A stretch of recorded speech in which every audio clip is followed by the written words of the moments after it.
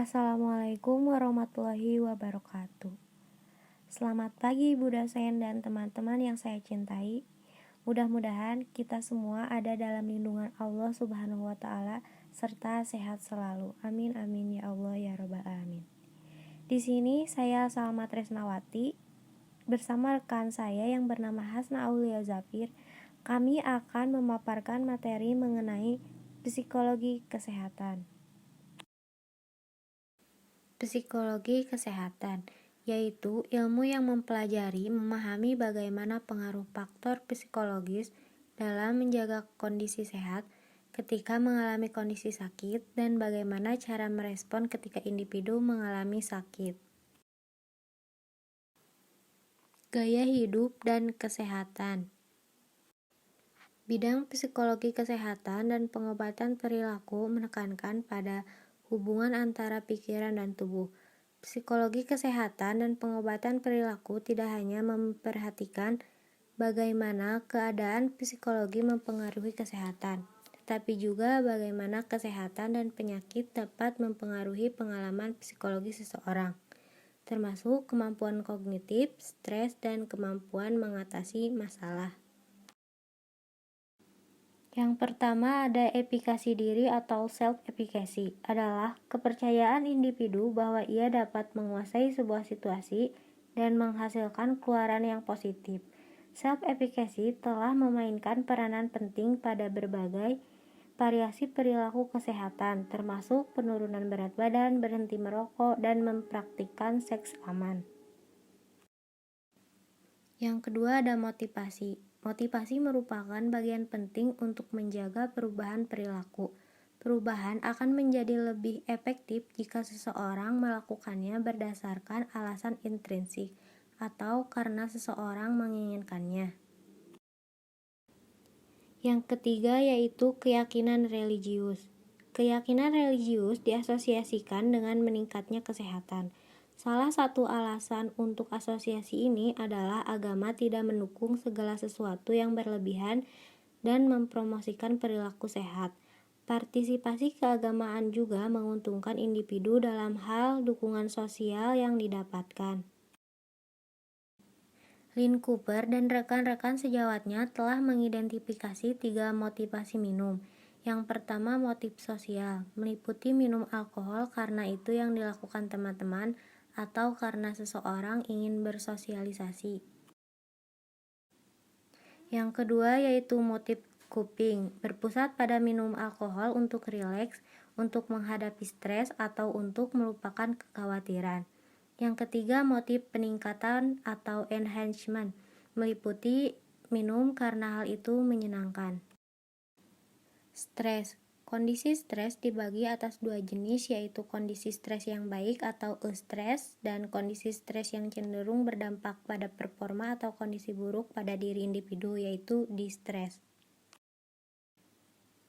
Stres dijelaskan sebagai kondisi yang terjadi karena stresor, yaitu stimulus yang dapat berupa peristiwa atau situasi yang menekan atau penuh tekanan yang menantang individu secara fisik maupun psikologis. Berbagai penelitian mendukung ide bahwa stres dapat mempengaruhi sistem kekebalan. Yang pertama, stresor akut. Peristiwa atau rangsangan mendadak sekali seumur hidup dapat menghasilkan perubahan kekebalan. Contohnya pada penderita HIV maupun kanker yang sebenarnya relatif masih sehat, stresor akut diasosiasikan dengan fungsi kekebalan tubuh yang lebih lemah.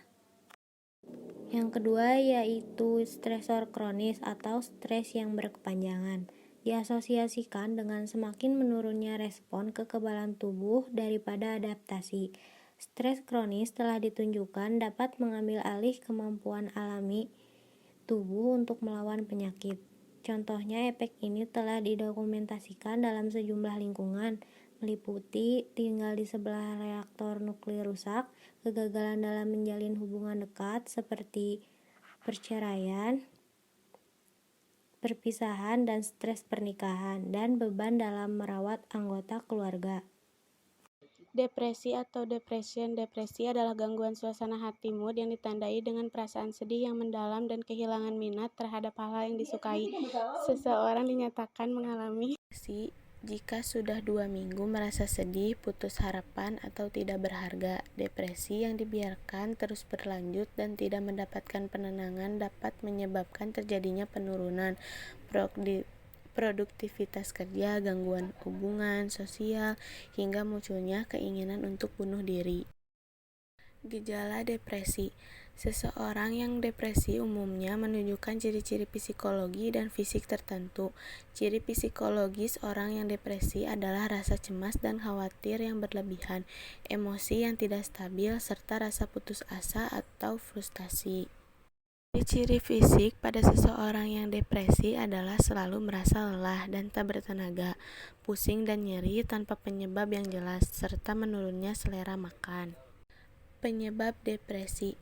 Beberapa faktor yang diduga dapat memicu terjadinya depresi lebih sering dialami oleh orang dewasa. Penyebabnya diduga terkait dengan faktor genetik, hormon, dan zat kimia di otak. Peristiwa traumatis, tekanan batin, misalnya karena masalah keuangan atau masalah rumah tangga, pola pikir yang salah seperti toxic positivity. Pengobatan depresi. Psikiater dapat melakukan beberapa cara berikut. 1. Melakukan psikoterapi atau terapi psikologis mengatasi masalah akibat depresi. 2. Memberikan obat antidepresan. 3. Menjalani perawatan di rumah sakit.